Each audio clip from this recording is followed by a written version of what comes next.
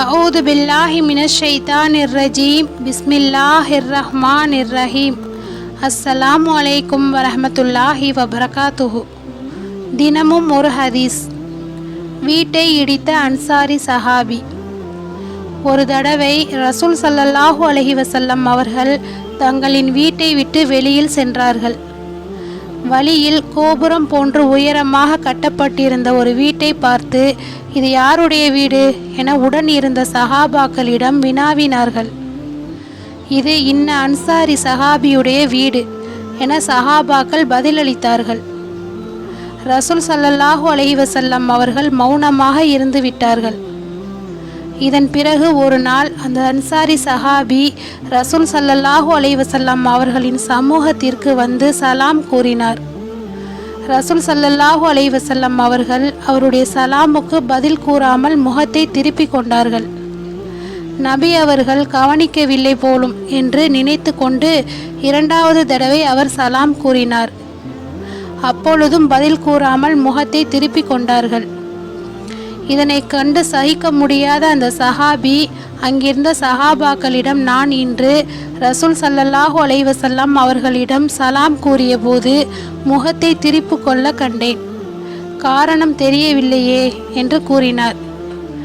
அதற்கு அவர்கள், அன்றொரு நாள் ரசூல் ஸல்லல்லாஹு அலைஹி வஸல்லம் அவர்கள் வழியில் செல்லும் போது உம்முடைய வீட்டை பார்த்து, இது யாருடைய வீடு என்று கேட்டார்கள். இதுதான் நடந்தது என்று கூறினார்கள். இதனை கேட்ட அந்த அன்சாரி சஹாபி அவர்கள் உடனே வீட்டுக்கு சென்று அந்த உயரமான தம் வீட்டை இடித்து அடையாளம் தெரியாமல் தரைமட்டமாக்கி விட்டார். பிறகு அவர் அவ்வாறு செய்ததை நபி ஸல்லல்லாஹு அலைஹி வஸல்லம் அவர்களிடம் சொல்லவும் இல்லை. எதிர்பாராத விதமாக மற்றொரு தடவை நபி ஸல்லல்லாஹு அலைஹி வஸல்லம் அவர்கள் அப்பக்கமாக சென்றபோது அந்த வீடு அவ்விடத்தில் இல்லாததை கண்டு விசாரித்தார்கள். அப்பொழுது சஹாபாக்கள், சில நாட்களுக்கு முன் அந்த அன்சாரி சஹாபி அவர்களின் சலாத்திற்கு தாங்கள் பதில் சொல்லாமல் இருந்ததற்குரிய காரணத்தை எங்களிடம் கேட்டார். நபி அவர்கள் உம்முடைய வீட்டை பார்த்தார்கள் என்று நாங்கள் பதில் சொன்னோம். உடனே அவர் சென்று தன் வீட்டை இடித்து தள்ளிவிட்டார் என்று கூறினார்கள். அப்பொழுது நபி ஸல்லல்லாஹு அலைஹி வஸல்லம் அவர்கள், மிக இன்றியமையாத தேவையிலும் நிர்பந்தமான நிலையிலும் கட்டப்படும் கட்டிடத்தை தவிர மற்ற எல்லா கட்டிடங்களும் மனிதனின் மீது வேதனைக்குரியவையாகும் என்று கூறினார்கள். இச்சம்பவம் இஷ்க் என்னும் பேரின்ப காதலின் உச்ச நிலையாகும்.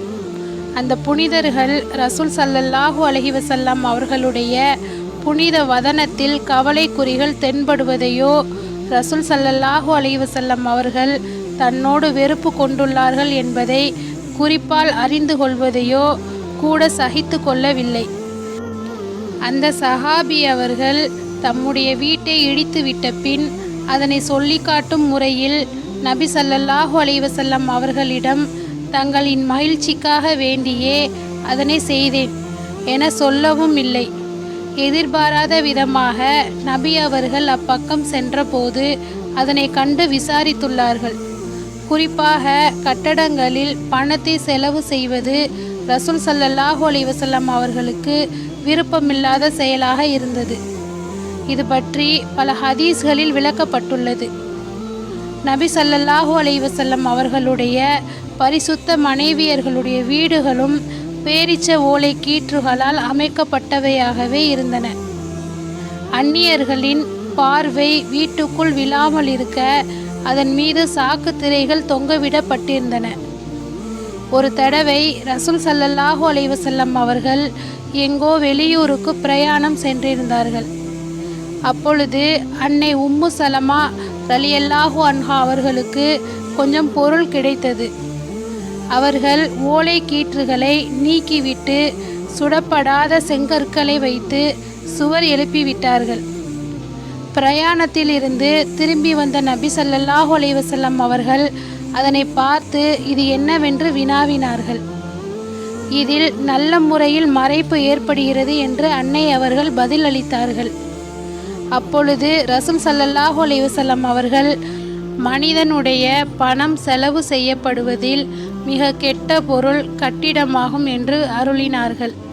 இதில் இருந்து நாம் தெரிந்து கொள்வது, அக்காலத்தில் சஹாபாக்கள் நபி ஸல்லல்லாஹு அலைஹி வஸல்லம் அவர்கள் மீது எவ்வளவு பற்றுடன் இருந்திருக்கிறார்கள்.